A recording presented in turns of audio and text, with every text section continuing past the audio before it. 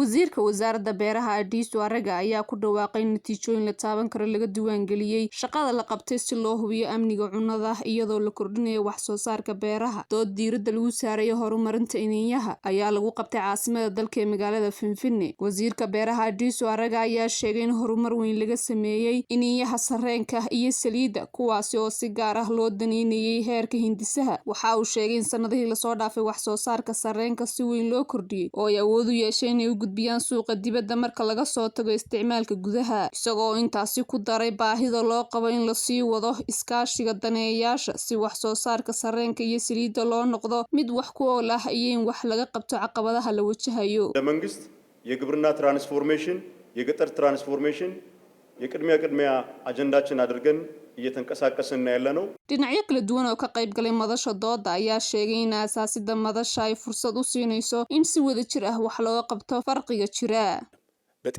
ጤፍን መካናይዝድ ያደረገው ፕራይቬት ሴክተር ባሌ ላይ ነው።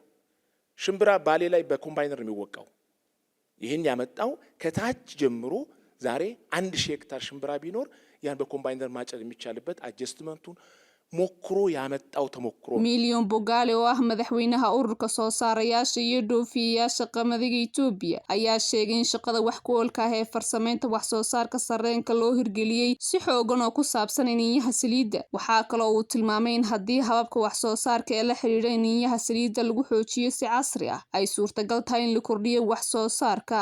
Wasiiru Dowlaha Beeraha Dr. Meles Mokonnen ayaa sheegay in shaqada la bilaabay si loo kordhiyo wax soo saarka la sii doono waxaana uu intaasi ku daray in dawladdu ay hubinayso helitaanka maaliyadda iyo ballaarinta mashaariicda horumarinta kaabayaasha dhaqaalaha. ሙሉ በሙሉ ባይቀረፍም የደረሰበትን ደረጃ ሙሉ በሙሉ የቀረፍናቸውን ደግሞ እነዚህ ተቀርፈዋል ብለን በጋራ እየፈታናቸው የምንሄድ መሆኑን ለማንሳት dhanka kale wasiiru dowlaha warshadaha Xasan Maxamed ayaa sheegay in dawladdu ay kordhisay wax soo saarka iyadoo sameynaysa dib u habeyn siyaasadeed iyo wax ka qabashada caqabadaha ka jira waaxda warshadaha. እነዚህ በጣም ሰፋፊ ስራዎች እየተሰሩ ይገኛሉ። የፎሬክስ የውጭ ምንዛሬ እጥረት ነበረ። ያ ደግሞ በማክሮ ኢኮኖሚክ ማሻሻያው تفتل بلنا منالين waxaana uu xuseen isticmaalka awoodda wax soo saarka warshadaha ay soo hagaagtay iyo in hay'adaha dawladda ee heer kasta ay sii wadeen xoojinta dadaalada lagu aqoonsanayo laguna xalinayo caqabadaha ka jira warshadaha wax soo saarka.